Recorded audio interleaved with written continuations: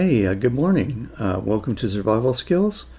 So we're on MC Hardway today, and I just found the stronghold and did another path to the in portal.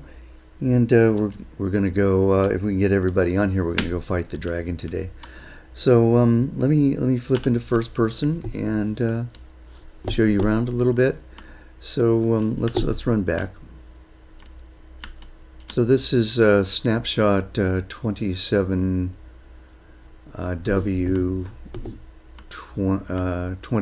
2720WA or whatever. I think it's 27W20A. And we've got the data pack installed. There's a preview data pack. As you know, they released. They're going to release 1.17 in two installments. They're getting ready to release the first installment pretty quick, I think. From what I've seen of the last few snapshots, they're just doing bug fixes. I think they're trying to stabilize it. So I'm thinking they're looking to release it soon. But that's just my speculation. That's not based on any kind of facts, so don't quote me on that.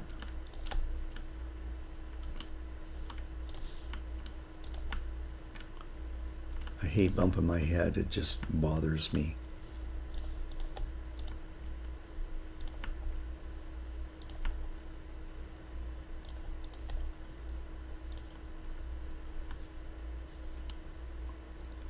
So we found the portal room and made another path back to Sneak Space. I've been hanging out there, powering up my stuff. I've got some decent armor now. I've got prot 4 on this chest plate, and I've got mending on everything else. Some nice diamond armor. I'm not sure how much good it does to put prot on everything. I mean, if you just get bored and you want god armor, then that's just something you can do, but I think you put like one item of protection on each item of armor, you can get it's better armor than if you do like all prot 4 or all fire protection or whatever. Just put prot 4 on an item, fire protection on an item, blast protection on another item. I think that's the best armor that you can make. So this is where Sneak settled in the dark oak forest. We've got a nice witch hut over there that can be used as a little house that I'll get around to decorating later. And this is the base. So yeah, we have a jungle.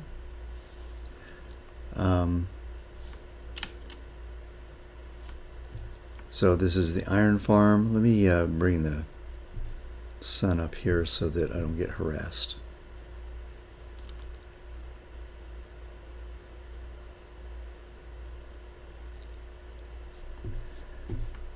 So we got an iron farm, which does pretty well. It's not like, we're not looking for industrial strength. This is plenty of iron, all the iron we'll ever need, unless we start trading, with smiths, but that's not the plan for this world. Already powered up enough to go to the end. But we did a kind of a fun thing with this iron farm. So we've got my typical three beds in here. Well, this has actually got 4 beds. And then just enough space in there for some villagers, and then a zombie to scare them. You can turn it on and off here. Just flips that trap door up so they can sleep. I like to do that once in a while to keep the iron farm going. But then we thought, well, why not try to do a breeder in here? So we did a breeder right here. They're standing on a fence post. We can go up to the top there and drop food down to them. I don't want to break out any of these poppies. Okay, just one. So we spawn proofed it, and we just break out this slab right here, and we can drop carrots down to them. Carrots land on the bed in front of them, and that was derpy. You didn't see that, and you didn't see that either. I'm so glad I have mob griefing turned off. I would have cried if he had blown up my building. Where did you come from? So that's the iron farm / breeder. The babies drop down into here.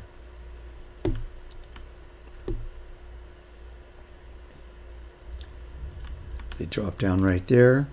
Then they get floated down and pushed into the corner. They could be little ones, they could be grown-ups. There's enough room in there for adults. We just run a minecart down here and pick up one if we need them for something, and just power them up to the surface and take them wherever we want to put them. This was the starter breeder. It's very easy to make, and we used it to make an extra villager for this to get this thing going. And then I turned this into a trading hall. I don't get zombie discounts from this, but you know, it was quick and easy to make. I'm going to name these guys for the trades that they give to help keep track of them. So I've got room for 3 more lecterns right here, but I've got all the enchants pretty much that I need from these guys. I'm not looking to get fancy with that. We're just having fun in this snapshot. We're not making huge commitments to it because, you know, things can change with the snapshots. We will probably end up resetting this world.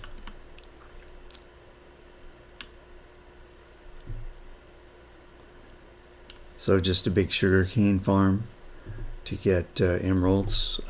Actually, don't sell these guys paper, I sell them books, because I get twice as many emeralds for the same amount of paper if I just make books. I have to have leather too, of course, but I've got a decent cow farm. Let me show you quickly this new block, this moss block. This is a cool block. You have to get this from creative inventory.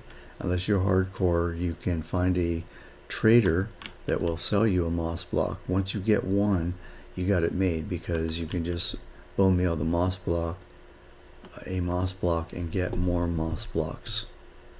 So if I bone meal this one, it'll spread this moss pattern out, and it will give me moss block, moss carpet. You don't have to craft carpet.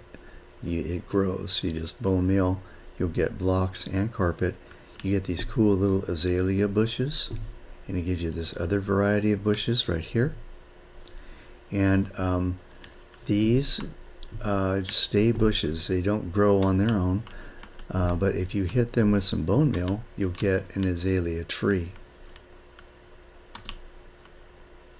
And then if you chop this azalea tree down or break the leaves, it'll drop these.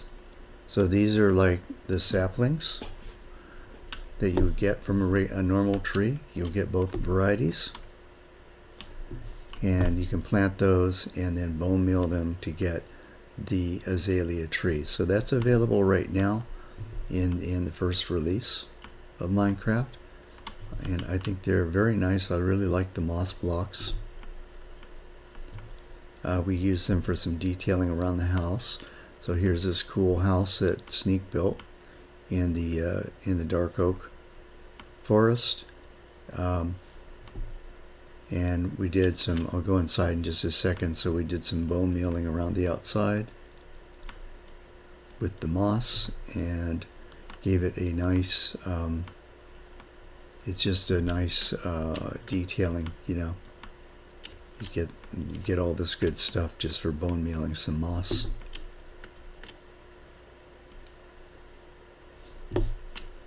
We had a lightning strike and set some trees on fire, so we rebuilt some of them not a whole lot, but we just decided to turn these the burnt ones to do a little detailing on those. So this is basalt, and these are supposed to be branches, the best we could do, right?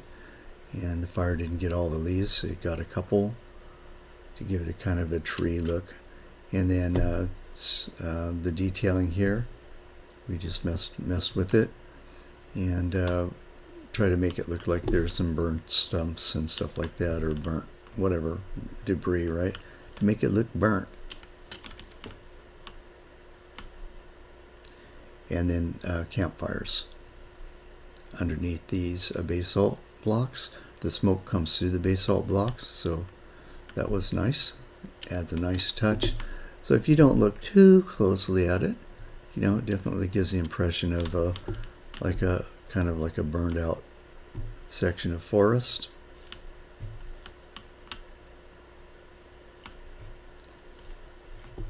Another feature of 117 are these drip leaves. So if you stand on this, it'll slant you down.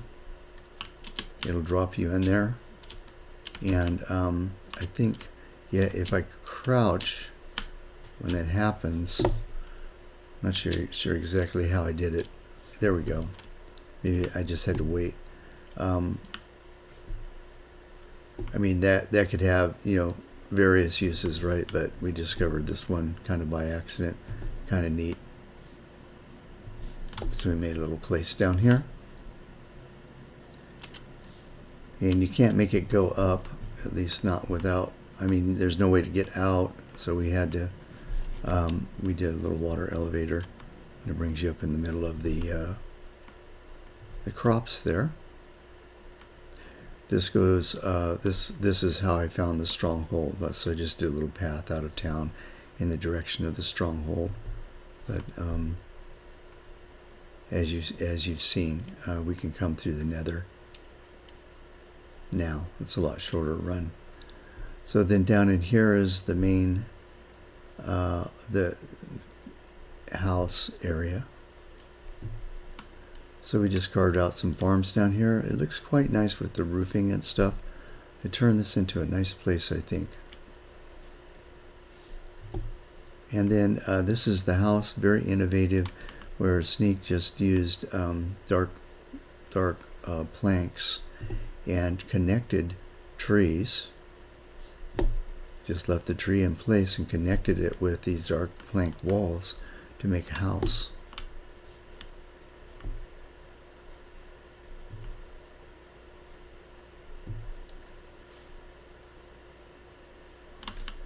And then we did some stripped oak for the floor, some moss, just dotted in there to break it up a little bit. A little bit of detailing on the walls.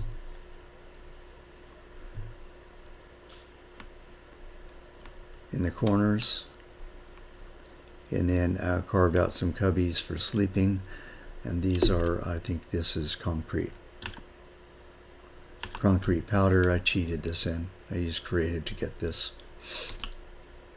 Candles, then we broke up the look of the walls a little bit with spruce, and then these buttons, and we did some windows to give the walls dimension. We did this so we can see out, but it also gives it makes the walls not look so flat from the outside. And then we don't really have a real storage place yet. This is done. This is done fine for what we wanted to do so far. So we haven't expanded and done any fancy storage yet. That's been enough. This goes down to the where we did our diamond mining. We've got like over a stack of diamonds just from coming down here, and lighting this up was fun.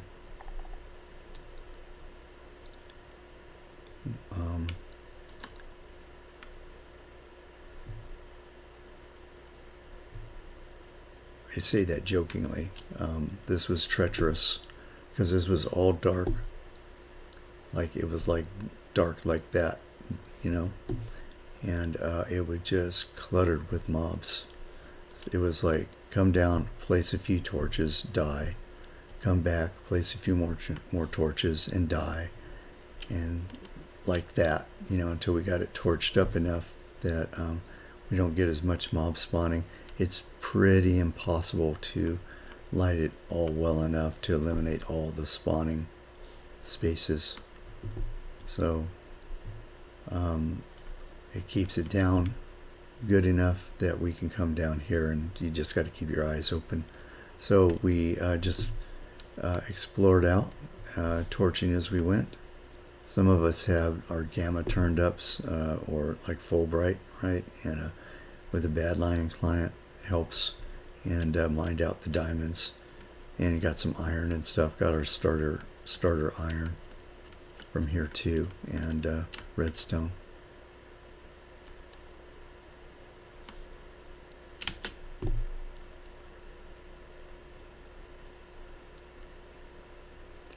So let me just climb back up here, and I think, I don't know, let me think here for a second.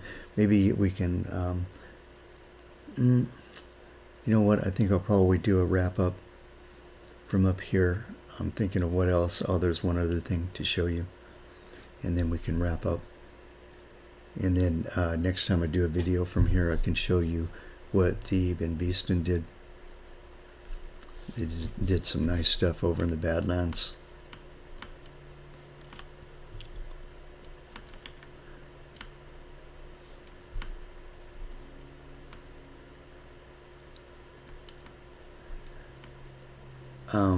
Need to sleep.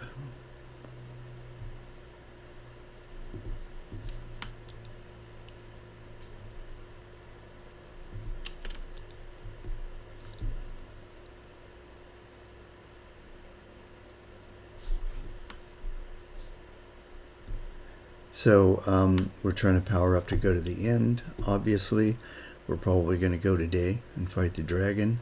People will want to maybe power up their armor, so and I did. So we have a skelly spawner, so we did a an XP farm with the skelly farmer, this skelly spawner,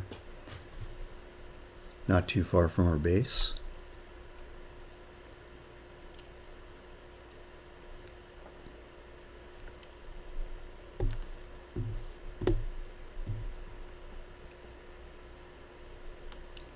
And I had another excuse to use candles, and I've been trying to think of ways to use the new blocks, you know, reasons to use them. So candles again, and I didn't want it fully brightened, you know. I wanted to try and get some variation in the lighting, so you can use up to 4 candles, and you get different levels of light depending on how many candles you use. So this is obviously spawnable up in here. But I wanted that look, and then this is brighter here, because this is where I come down the ladder, come out the door. So I want this lit brightly enough that things aren't spawning here. They may wander in from the dark, but they won't spawn here. This was so in here is the skeleton, the drop spawners in here. You can't really see in there. This is the new tinted glass. And you need amethyst shards to make this. So it's good to have a geode somewhere.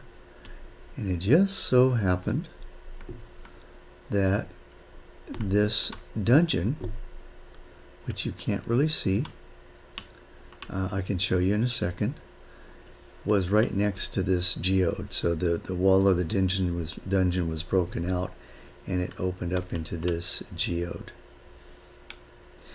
I cheated in a few more of these blocks right here. You can't pick those up, so you can get them in creative mode. So I cheated it in some. So I don't know what they're going to do with those. It would be neat if you could harvest these, but I don't believe you can, not even with the Silk Touch pick. So you could make like a geode farm. Why would you want that?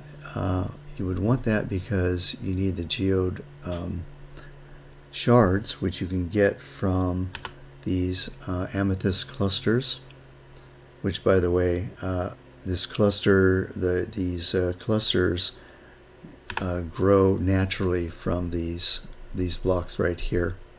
Let me show you. See how that looks different? Let me see what it's called.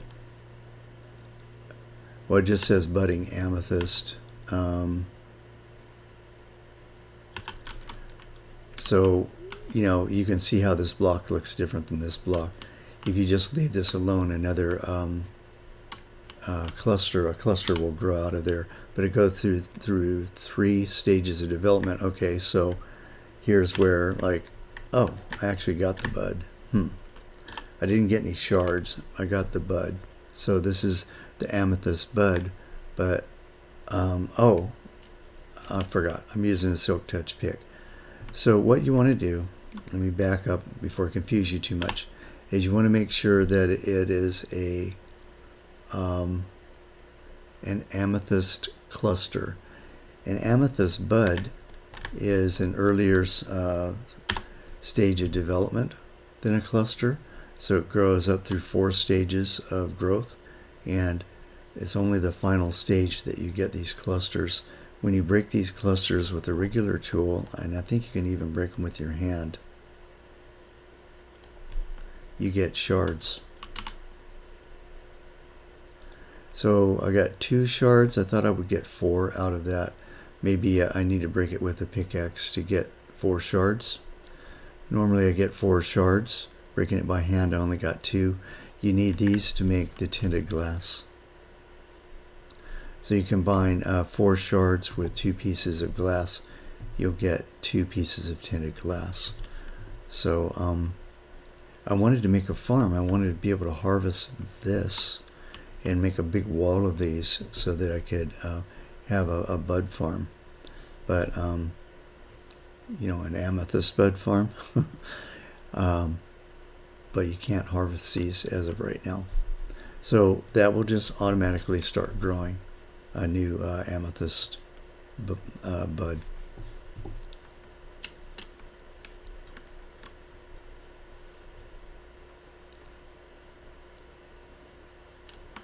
So that is how we're going to get our XP.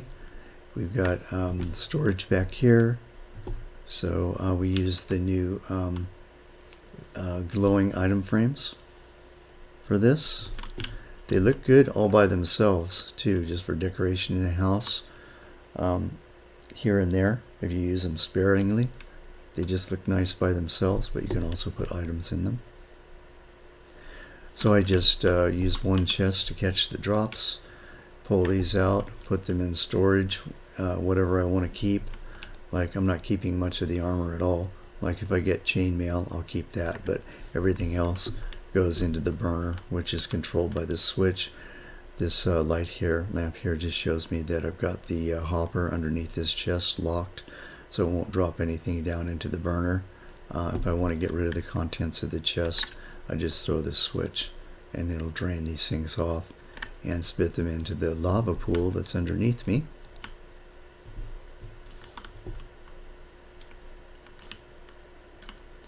And there you can see the observer clock that I'm using to activate the dropper. So when items drop down into the dropper,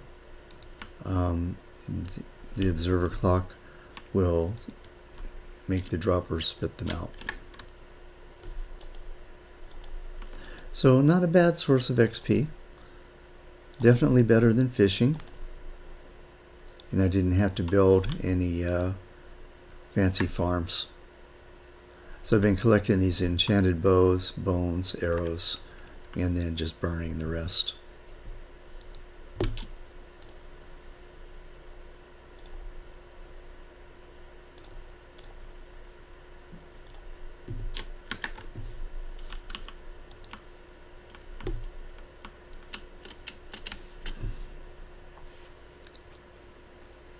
So let's pop back up top, and we'll go ahead and wrap up the video. And the next time, next video, we'll go over, well, I'll show you what's changed here, and then we can go over to see what Thebe and Beaston are up to.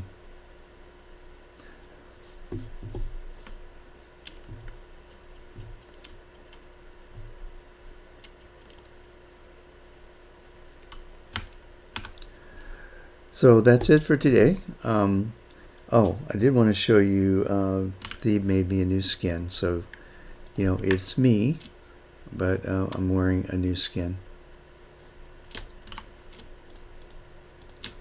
Like a Farmer John type of, I don't know, mustachioed Farmer John, artistic Farmer John with his green fedora and his handlebar mustache.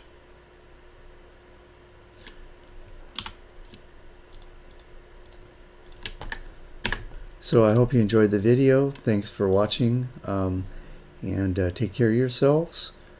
Things are looking much brighter now.